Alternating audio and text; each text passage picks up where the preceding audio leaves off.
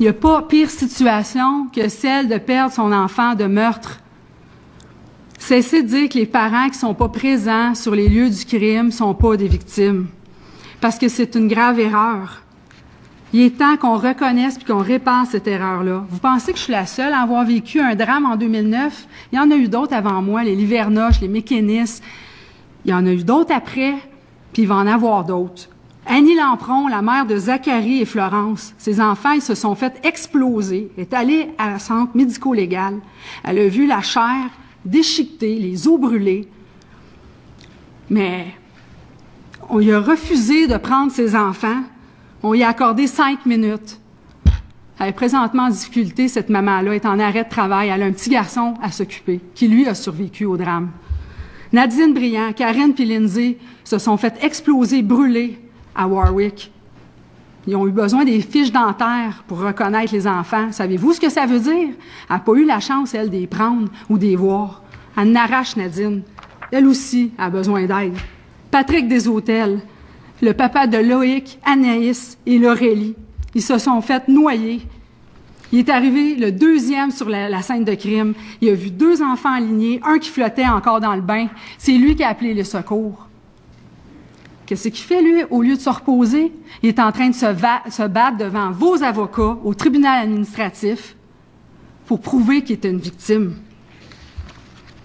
Moi, c'est sûr que tout le monde connaît mon histoire. Le liquide qui s'écoule des corps qui sont transpercés quand tu prends tes enfants. C'est sûr que ça paraît bizarre de vouloir prendre tes enfants, mais c'est tout ce qui te reste. On pense que mon drame est arrêté là. Mais non, j'ai eu de la cyber-intimidation, j'ai reçu des lettres de menaces, j'ai été obligée d'aller voir la police, parce qu'il n'y a pas juste du monde équilibré là, sur la planète. J'ai été atteinte dans mon intégrité physique. Ça fait 5 anesthésies générales que je subis dans l'espoir qu'un jour, j'entende le mot « maman » dans ma maison.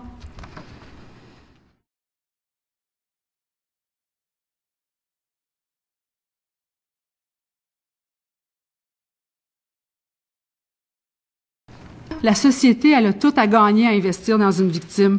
Parce que la victime, quoi que vous puissiez en penser, elle ne fait pas juste recevoir du système. On oublie trop facilement que sans victime, on ne peut pas combattre le crime. Vous aurez beau avoir les meilleurs policiers, vous aurez beau avoir les meilleurs procureurs, si vous n'avez pas de victime qui se tient debout puis que la force d'affronter un système, on ne peut pas protéger la vie humaine puis l'intégrité. C'est la meilleure assurance collective que la société puisse se donner, d'outiller et d'aider ses victimes.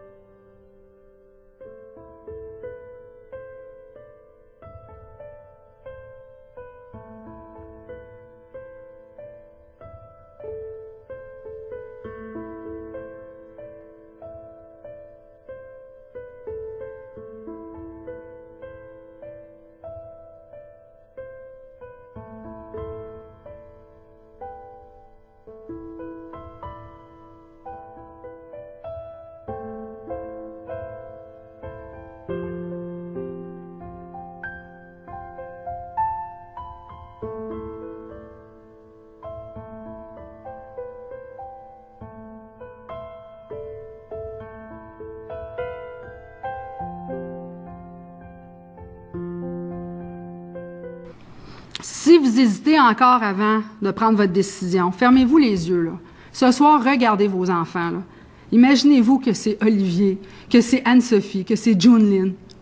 Si vous n'y arrivez pas, là, je vous ai amené une petite portion de qu'est-ce que j'ai, moi. Des photos, des centres.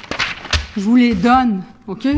Si c'est pour la cause, là, puis que ça vous aide à comprendre, est-ce que vous accepteriez sans broncher que votre vie soit rythmée à des procès, que votre vie soit rythmée à des procédures, qu'on parle de vous sans que vous soyez d'accord, qu'on vous cite sans que vous soyez d'accord? Nous, on vit tout ça, puis on voudrait qu'on soit comme avant, productif, qu'on manque jamais, heureux, toujours de bonne humeur. Je me tiens debout parce que je pense qu'on est un peuple où la solidarité, c'est important. Je crois à l'entraide. Mais par-dessus tout, je me tiens debout pour mes enfants. Patrick Deshôtels se tiendra debout pour ses enfants, mais pour vos enfants aussi. Qu'enfin on reconnaisse ce qu'on devrait avoir reconnu depuis très longtemps, c'est qu'un parent qui perd son enfant est une victime autant que l'enfant qui a perdu.